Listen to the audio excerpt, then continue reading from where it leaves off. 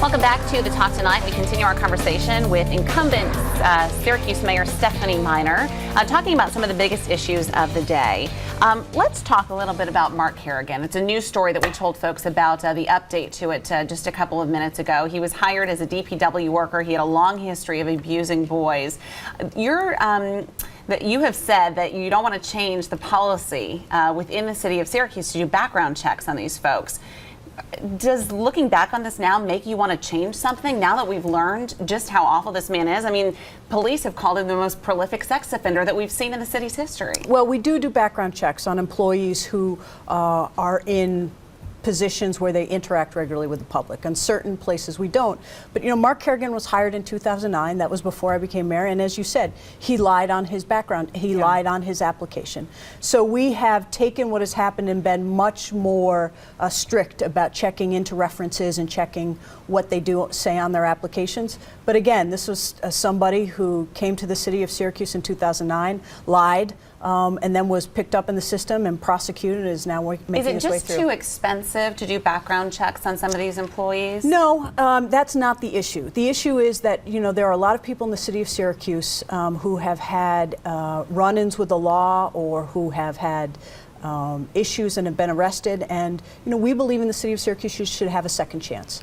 And so if you are going to take a job at the DPW where you're not going to interact with the public, we believe in giving people a second chance and saying, so if you've had issues with drugs, for example, we're going to give you a second chance, not a third one. But if you are an employee who's in the Parks Department, we do make sure that you have an extensive background check. The same with other areas. So another issue that's been in the news of late has been the video we've seen off the Central bus. Brad Hewlett, the disabled man who was on board, he was tased by the Syracuse police, injured his hip as it appears he was dragged. At this time, would you be willing to give him an apology for what happened and the way he was treated by Syracuse police? You know, I can't speak to that because Mr. Hewlett is suing the city of Syracuse, and as the mayor and the chief executive, I have responsibility, so I'm on the other side of that litigation. What I will say generally, though, is that you have seen our administration take a zero-tolerance policy about police misconduct.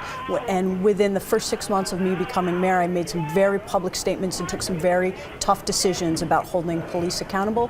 And you have seen through the admirable leadership of Chief Fowler that we have worked on addressing these issues. This is something, whenever you have a group of 400 employees, you're going to have some people who don't act appropriately at all times. But this is something that have these officers been disciplined?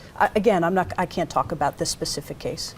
Let me ask you about another thing. We had President Obama here just the other day now, other week, I guess, at this point. A great moment for the city of Syracuse. As you were there, you met the president, you're with other people there. Did your mind wander at all about what's next for you? Can you tell us you'll be here in 4 years if you win? Definitely going to serve a full term. I am. I love being mayor of the city of Syracuse. It's been one of the most profound privileges of my life, and I'm very thankful that the people of the city gave me the opportunity to do it.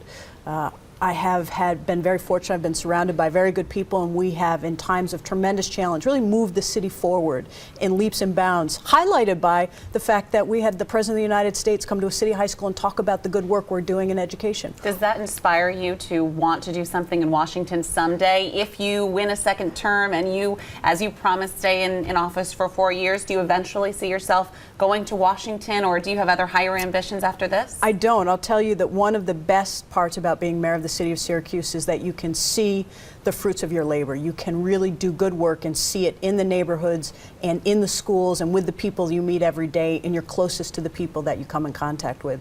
What I thought the best part for me of the president's visit to a city high school was when I saw the president work the rope line, and I saw the president shake these hands of all of these people that I knew. And I thought, how amazing is that you could see not just the president shaking hands, but you could see everybody that I knew, all of these hard workers who are working every day to be a force for good for the city of Syracuse and the overall community, are having the opportunity to shake his hand and move the city and the community forward. It was very exciting and thrilling, and candidly something I never thought in my wildest dreams would happen.